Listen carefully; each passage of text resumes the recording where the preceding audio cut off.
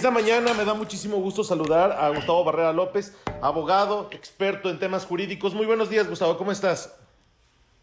Buenos días, Adrián, ¿cómo están? Gustavo, pues bueno, el tema del COVID tiene diversas aristas y una de ellas pues es el tema pues uno que tiene que ver y que digamos que es un efecto dominó, el tema de la salud con el tema pues de la emergencia, el tema jurídico y al final de cuentas que va a redundar en el tema económico.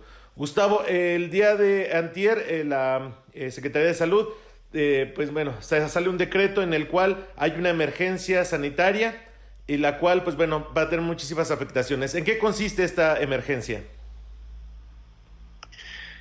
Desde el mes de enero, el Comité de Emergencia de la Organización Mundial de la Salud dio a conocer a través y con fundamento en el Reglamento de Sanidad Internacional, la existencia de un virus mundial que lo conocemos ahora como la identificación de SARS-CoV-2, que produce la enfermedad identificada como COVID-19.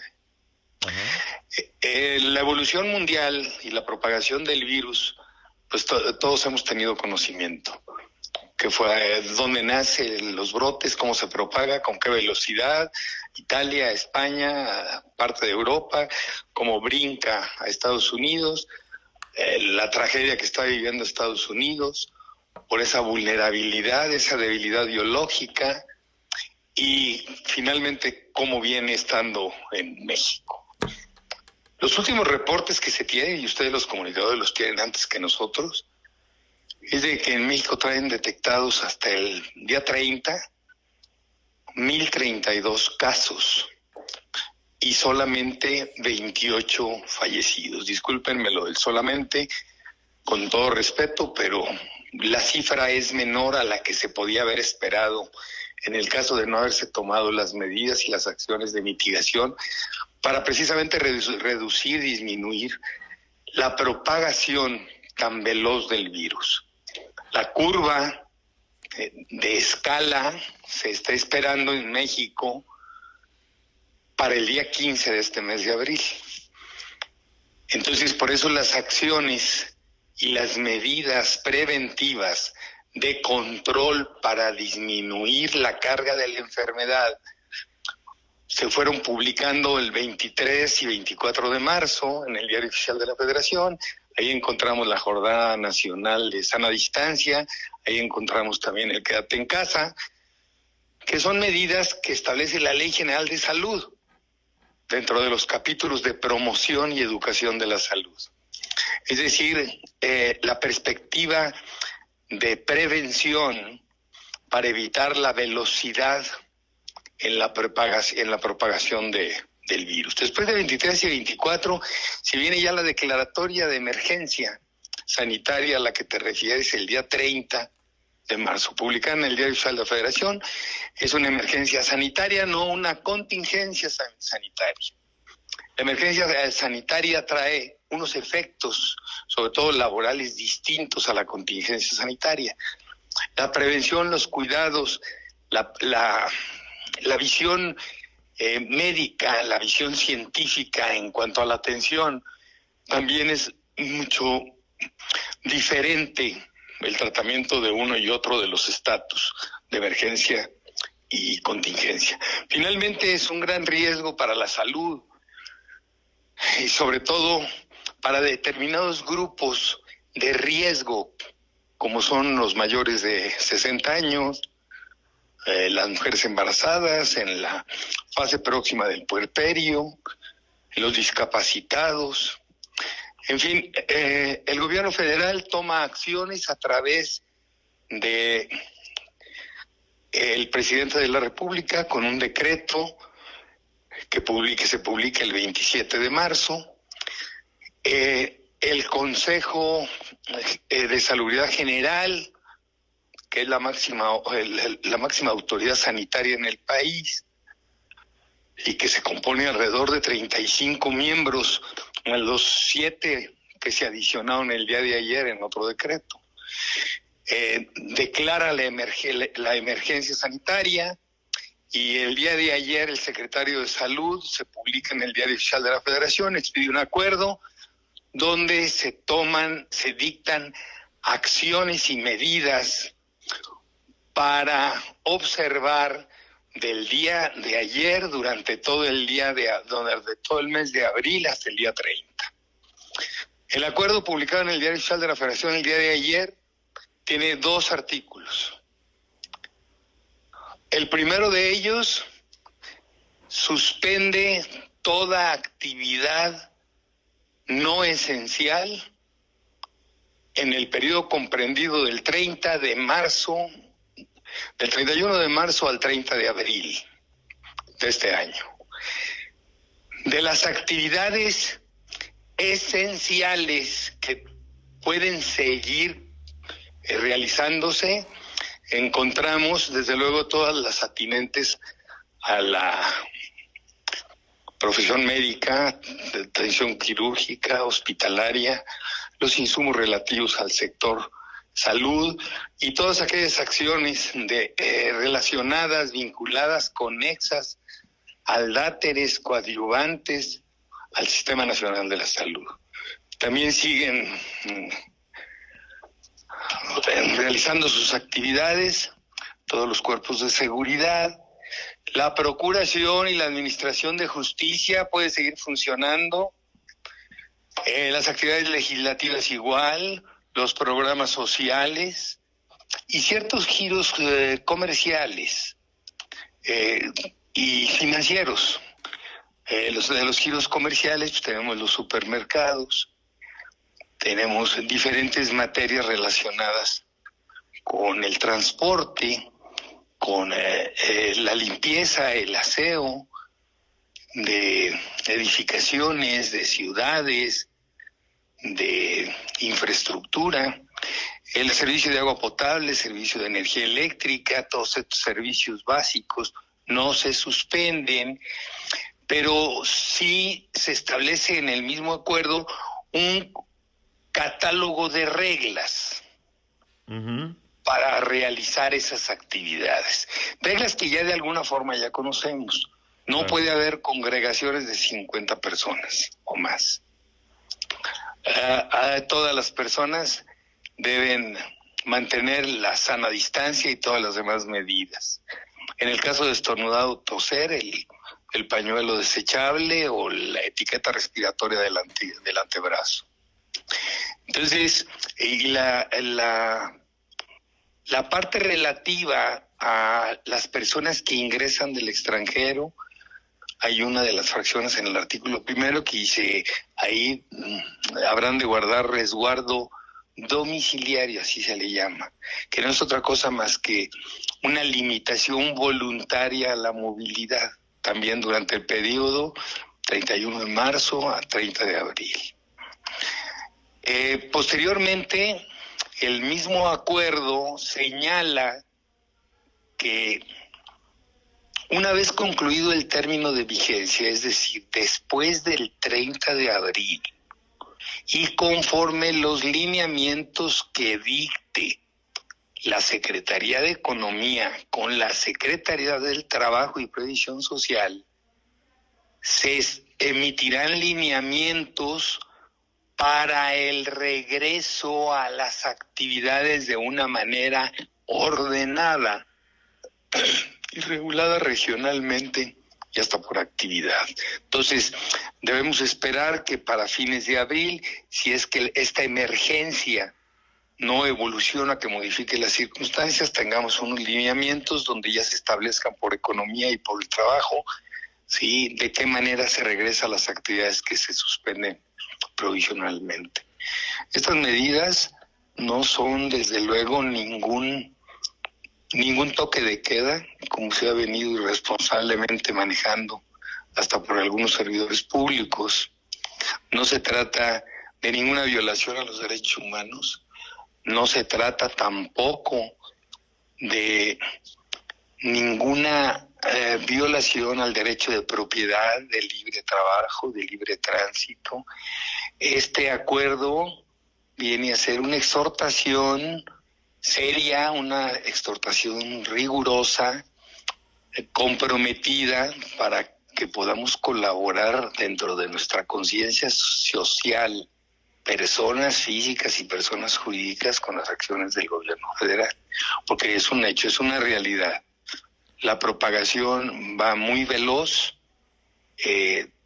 no hay capacidad, ni en Estados Unidos hay capacidad hospitalaria para la atención.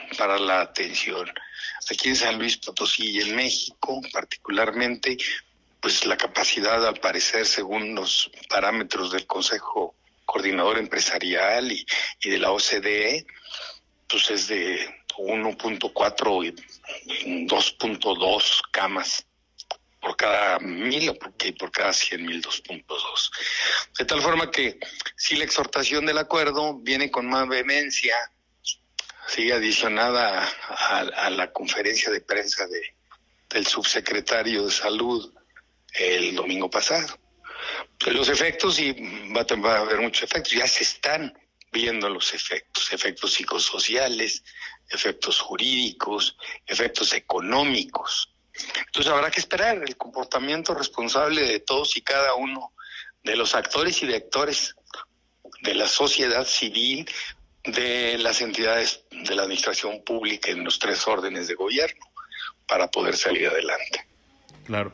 Gustavo, sin embargo, este decreto de emergencia sanitaria que hay en México, también digamos que tiene algunas obligaciones para con las empresas, para con los trabajadores de cada una de las empresas, situación que digamos que hasta cierto punto había sido resuelta entre sindicatos y patrones cuando comenzó la emergencia y cuando ya muchos tenían, digamos, algún acuerdo. Sin embargo, este decreto les cambia hasta cierto punto la jugada, ¿no? Eso no es verdad. No cambia ninguna jugada. No hay un decreto que pueda obligar a la ley que establece diferentes hipótesis. Ya se ha venido comentando. Primero se discutió el empleo del término emergencia en lugar de contingencia.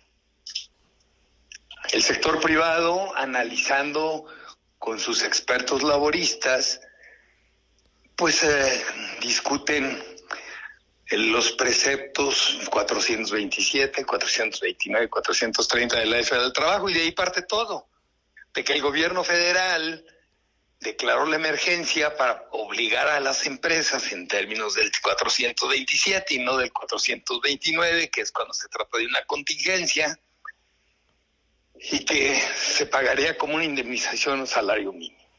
Finalmente, la discusión laboral está ahí, pero la misma Ley Federal del Trabajo, en su artículo 33, creo, permite, y el decreto no restringe porque no tiene capacidad para restringirlo, la celebración de convenios individuales sin aprobación de la Junta. Solo aquellos convenios colectivos, ahí sí necesitan la aprobación de las juntas. Pero no hay juntas. O sea, no es verdad que les haya cambiado el decreto la situación jurídica, que va a ser discutible, sí, pero si ustedes se informan, las empresas de cualquier tamaño, ya sea personas físicas o empresariales, o personas jurídicas, empresas constituidas con diferente tipo de figuras de sociedades mercantiles, están llegando a convenios con sus trabajadores y empleados.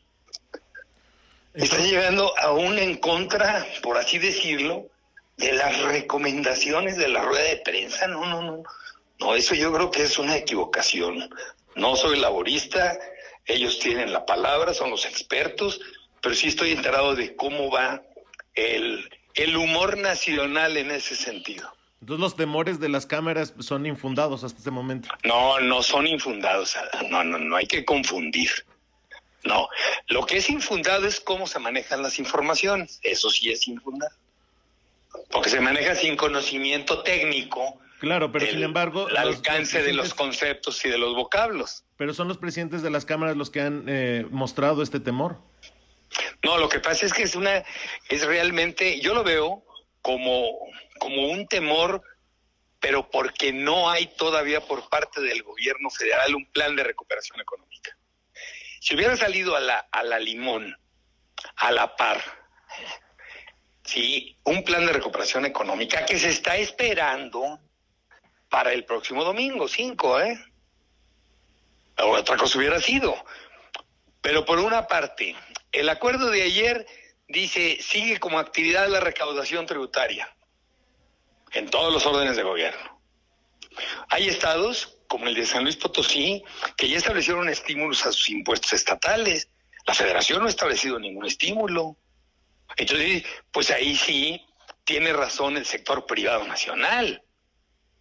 Porque va a haber una recesión económica, sí va a haber una recesión económica. Y de nada sirve que dentro del plan de recuperación económica, que supuestamente lo vamos a conocer el domingo próximo, 5, diga que va a haber becas, o que va a haber pagos adelantados de pensionados, y que van a seguir los programas sociales, y que va a haber créditos, no sé cuántos créditos de 25,000 pesos para unas MIPYMES supuestamente, y si son suficientes, pero bueno, pues eso no vamos a poder decirlo si es suficiente hasta que no conozcamos realmente el plan de recuperación. Entonces, si de momento nada más se les dice en el acuerdo, actividad no esencial, suspendida, pues va a haber desempleos, sí, va a haber desempleos. Porque va a haber empresas pequeñas y medianas que no tienen fondos de contingencia para poderle hacer frente a la carga económica, nada más del puro gasto corriente, ya ni siquiera del gasto de inversión. Entonces tiene razón el sector privado. Que nadie tuvo la culpa, tampoco el trabajador, sí, tampoco el trabajador, pues la ley sí resuelve todo. Lo que pasa es que la aplicación de la ley tiene que ser equilibrada. O sea, no se pide que no haya condonaciones, que no haya cobros de impuestos, que sea diferido, que haya un diferimiento de la presentación de la declaración anual de las personas morales y de la declaración anual de las personas físicas. No hay resolución todavía. No, entonces no nada más sería de un lado, que sería también del otro. Hay que guardar el equilibrio. La crisis es para todos. Entonces, ¿qué pones tú y qué pongo yo? Claro. ¿Hasta dónde tu gobierno federal y hasta dónde yo sector privado? Tiene razón el sector privado, perdóname, Adrián. No están sabiendo cómo articular. Esto ya te habla de ineficacia gubernamental. Olvídate de que esté ideologizada la economía por parte del presidente. Sí, la ideología con la que maneja a tal rigidez la economía, apartándose de parámetros, de equilibrios, de vectores. Entonces, luego que traen conforme al sector privado, esto va a provocar, además de la polaridad que ya hemos venido experimentando, sobre todo los últimos 8 meses, sí, a que haya más distanciamiento entre el sector empresarial. Claro. Que sigan las inversiones y los gastos en las obras insignia como Santa Lucía, Dos Bocas y Tren Maya. Bueno, ¿qué plan de recuperación económica es ese? Claro. Oye, es que poco sirve. No, pues sí, poco sirve. Es donde el precio del petróleo. Es donde tienen que hacer los ajustes, Gustavo. No, pues es que hay fondos de contingencia. Si tú ves los presupuestos, tanto federal como estatales, tienen fondos de contingencia. O sea, hay inversiones no prioritarias. ¿Cuáles son? No sé, presupuestariamente por programas, cuáles estén catalogadas así, porque no soy experto. Pero de que sí hay, sí hay. La salud es más importante, la economía. Vamos a ver cuánto se tarda la recuperación. No cometió un grave error Marcelo Ebrard el pasado domingo en la rueda de prensa, que dijo que la recuperación económica iba para 1 año o más. Bueno, pues qué irresponsabilidad es esa. Digo, por amor de Dios. Entonces, ¿y quieren que el sector privado esté contento o qué? Claro. Pues, ¿cómo? Entonces, en realidad, tienen razón los presidentes de los organismos empresariales. Por supuesto, no está bien manejada ni con articulación, ¿sí?, la política de gestión de crisis. Esta administración de crisis se le está, desde un principio, inoportunamente cuando salta el gobierno, en materia de salud que está controlándolo y eso está muy bien. Pero todos los demás sectores de la administración pública se congelan. Claro. ¿Y qué pasó también con los tribunales? Bueno, yo quiero saber ahora cuál va a ser el efecto con el acuerdo de ayer, que dice Procuración y Administración de Justicia se considera actividad esencial, pero puede regresar ya. Debe seguir continuando, dice, así como dijo el diputado acá, seguir continuando. Entonces, pero con las reglas que ya dijimos.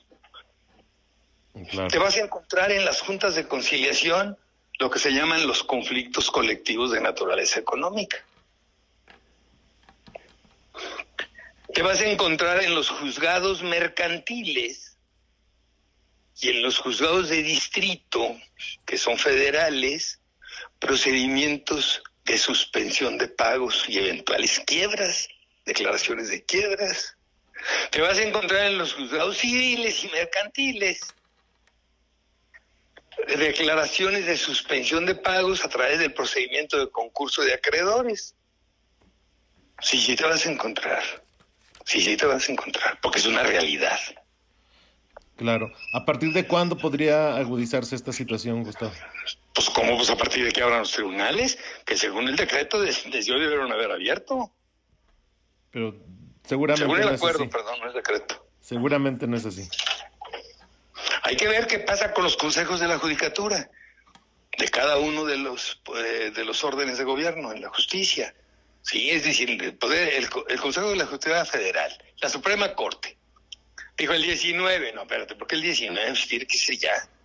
No, ves que ese es un acuerdo, sí, pero este es otro acuerdo, fíjate, con una emergencia sanitaria. Cuando tú tomaste el acuerdo no era ninguna emergencia sanitaria, todavía no estaba la declaratoria. Esto como acción extraordinaria es precisamente una acción extraordinaria regulada por los artículos 181 y 184 de la Ley General de Salud. No te puedes oponer. Claro. Igual tribunales locales. Vayan y entrevisten al Consejo de la Judicatura Estatal. ¿Qué van a hacer? Claro. Los abogados litigantes van a empezar a presionar, ¿Por qué? Porque no hay tribunales, no hay acuerdos, no hay trámites de expedientes, no hay audiencias. No cobran, Claro. ¿Y ellos cómo le van a hacer? Gustavo, pues... ¿Cómo le vamos a hacer todos aquellos que vivimos de las actividades que tienen que estar suspendidas? Claro. Y esas propias actividades, ¿cómo le van a hacer para responderle a sus proveedores, a sus nóminas? No, pues sí, el problema no está nada fácil. Y también se me hace muy peregrino el descalificar el hecho de la postura de los empresarios por parte del presidente de la República. O sea, hasta ahí, Adrián. Gustavo, pues te agradezco muchísimo esta comunicación y espero mantenernos en contacto, pues seguramente van a surgir muchos más temas al respecto de este COVID-19. Órale, estoy a tus órdenes, muchas gracias a ustedes, Muchísimas gracias y muy buen día. Hasta luego, Dios.